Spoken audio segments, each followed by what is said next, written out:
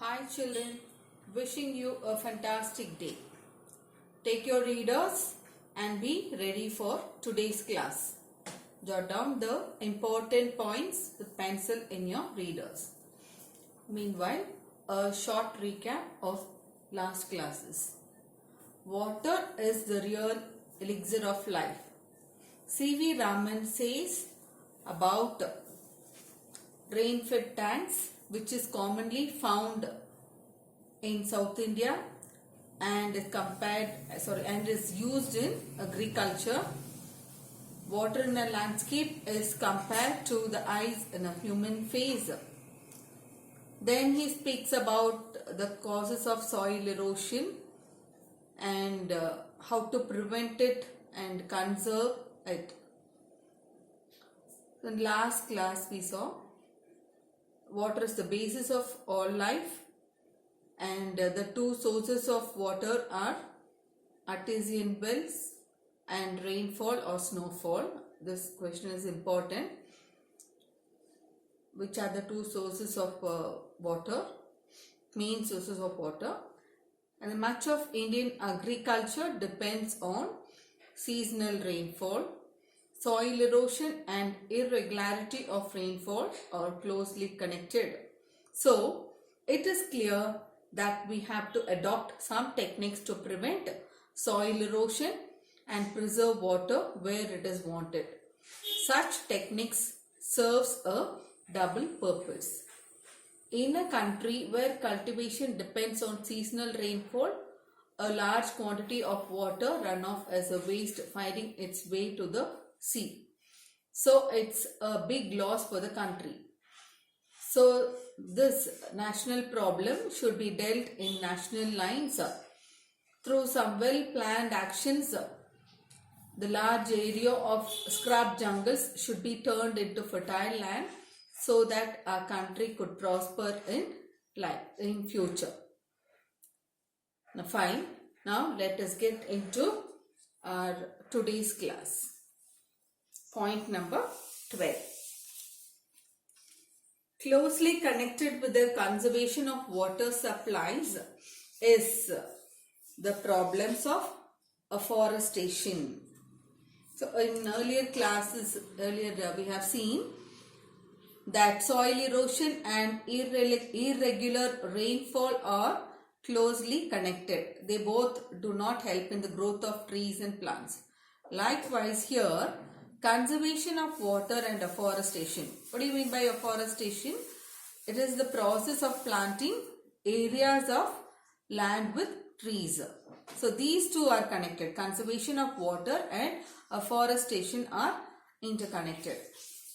When required amount of water is present or preserved, then we can plant and grow many trees and plants in large areas of land.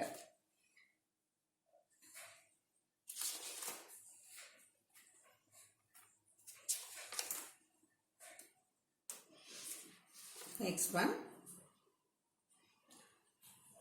The systematic planting of suitable trees in every possible or even in impossible areas and the development of what one can call civilized forest as distinguished from wild and untamed jungles is one of the most urgent needs of India. So the systematic planting of suitable appropriate types of plants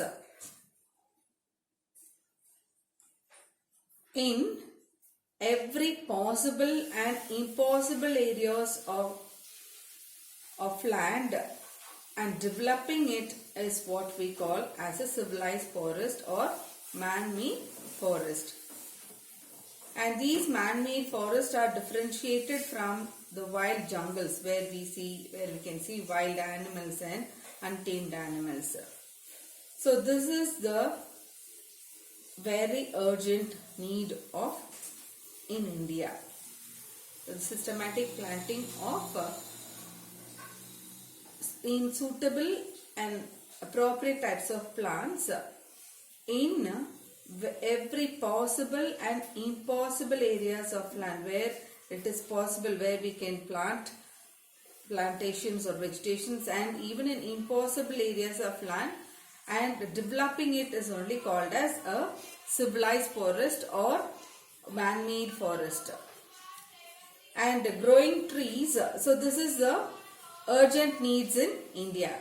Growing trees in possible and impossible areas of land, which would also directly or indirectly bring a great source of wealth to the country. So these planting trees, it will bring directly or even indirectly, it will bring a great source of wealth to the country.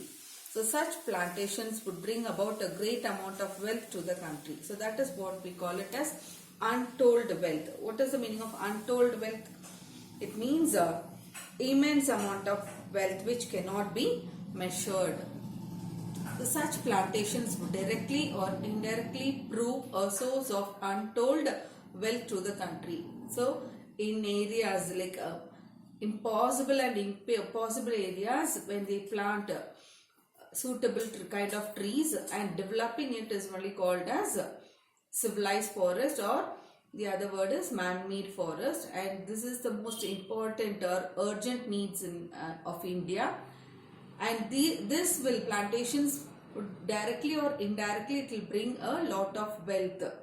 Untold wealth means too many that cannot be counted or that cannot be measured wealth to the country. And then again, so the planting many trees would check soil erosion and conserve the rainfall. In the book you can see, they would check soil erosion and conserve the rainfall of the country from flowing away to west. So these man-made forests or the civilized forests, what they would do, they would check the soil erosion and preserve and conserve the rainfall, planting many trees. That is in the man-made forest and civilized forest, but would check soil erosion and conserve the rainfall. These are the two advantages of civilized forest. This also you may get for 1 mark. So the roots of the trees and plants would hold the soil and prevent soil erosion. So we saw that it would check soil erosion. The civilized forest or the man-made forest, it would check the soil erosion. So how was it possible? The roots of the trees and plants would hold the soil and prevent soil erosion and conserve the rainfall for the country, and they may bring a good rainfall to the country. So trees would take water from the soil and release it into the atmosphere, which would pour down as rainfall for the country, stopping the run of water to waste. So I think you understood point number 12. It is important, children. Read it. Next one, point number 13. So these are the advantages of civilized. Check soil erosion, point 1. Conserve the rainfall, point 2. Now point 13.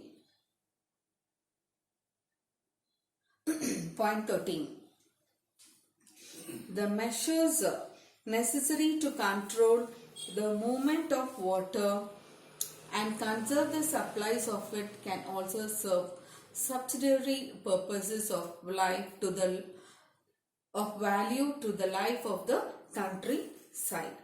So the people, those who live in the countryside, and the necessary steps taken to control the flow of the water and to preserve water and its supply can be of secondary or less importance of value. For whom? For the people, those who live in the countryside. Okay, for them it may be, that is the measures taken to control the flow of water, to preserve water and its supply, it can be less importance of value. By far, the cheapest form of internal transport in a country is by boats and barges. What is the meaning of barges? Large boats through canals and rivers. On the whole,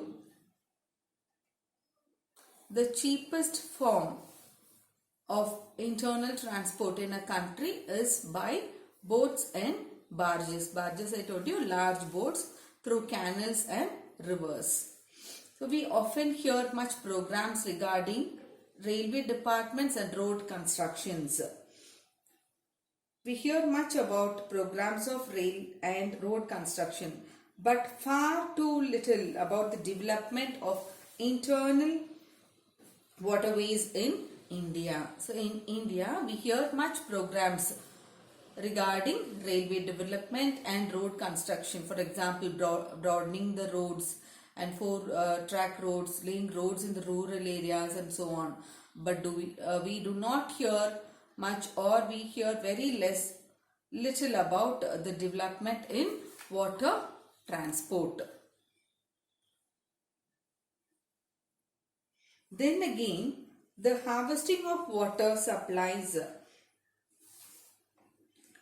usually also makes possible the development of hydroelectric power. Next we come to the harvesting of water.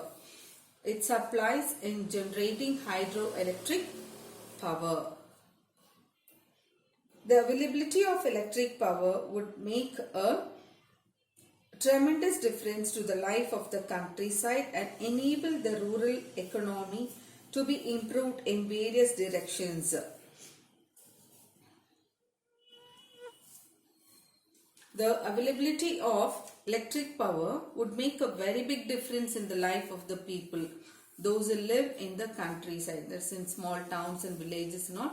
These electric power, it makes a big difference in their life for the people, those who live in the towns and villages, small towns and villages, and also would help in the improvement of rural economy in many different directions. Especially, electric power would help to bring about the underground water, for example like bore wells, which taps out the underground water to a greater extent. So in particular, it would enable underground water to be tapped to a greater extent than at present, and thus help to overcome the difficulties arising from irregularity of inadequacy. Inadequacy means insufficient of other sources of supply. So this would help to overcome the difficulties that we face through irregular rainfall or insufficiency of water through other sources of supply. And when it gets dried, the other sources of supply, when it gets dry, then they can tap out the underground water. So for that they need electricity.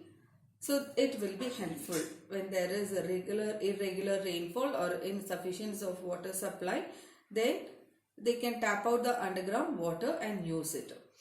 So they can overcome the difficulties. For example, when people depend on rivers or ponds to grow the plantations, and if it is dried up, then they can tap the underground water and avail it in compensation. Now let us go to the point number 14. In one sense, water is the commonest of liquids. So water is a plain liquid, the commonest of all. This is underground water tapped to a greater extent. Now they can use it. And now 14th point, water is the common, it's a plain liquid. It is the commonest of all liquids. In other sense, it is the most uncommon of liquids with amazing properties which are responsible for its unique power of maintaining animal and plant life. So it is an unusual one, and it is remarkably great with surprisingly good qualities. The qualities are responsible for its unique power and in maintaining animal and plant life. So examining the nature of water and qualities of water is therefore a tireless effort. So what is the nature of water? The nature of water, it is transparent, it is tasteless, odorless, colorless too. And the nature of the liquid water is not well understood till now. So they examine the nature of water and qualities of water. Still there is a tireless effort of research going on. So in the field of the investigation of the nature and properties of water is therefore of the highest scientific interest and is far from an exhausted field of research. So in the field of research, the highest scientific interest is in examining the nature of water and its properties. That is the good qualities in it. So the unique properties of water still being, researches are still going on. So today's important points are: afforestation is needed to nurture the nature. Civilized forests are one of the most urgent needs of India. Then we saw about internal waterways. Water transport has not been properly developed in India. Harvesting water supplies, collecting water in dams, reservoirs, rivers, ponds, etc. helps in generating hydroelectricity power, which would help in the development of rural areas. And water is the commonest liquid of the most uncommon of all. It is responsible for the life on earth. So these are the points what we have seen, important points what we have seen today. So the second lesson, the elixir of life, is done. Read the lesson daily without fail. Reading helps you to attend any kind of twisted question answers too. Please take up this advice and follow it. Now, fine. Let's go for today's home assignment. Learn and write question number 12, 16, 17 and 18. And just learn, complete the following, that is question number 19, learn it. And then paragraph writing, question number 1 and 2. Please learn all these. And then for classwork, write 12, 16, 17 and 18. 12, 16, 17 and 18 write in your classwork. And paragraph writing question number 1 write in your classwork. Please check the homework what is given and do it. Okay. Thank you, children.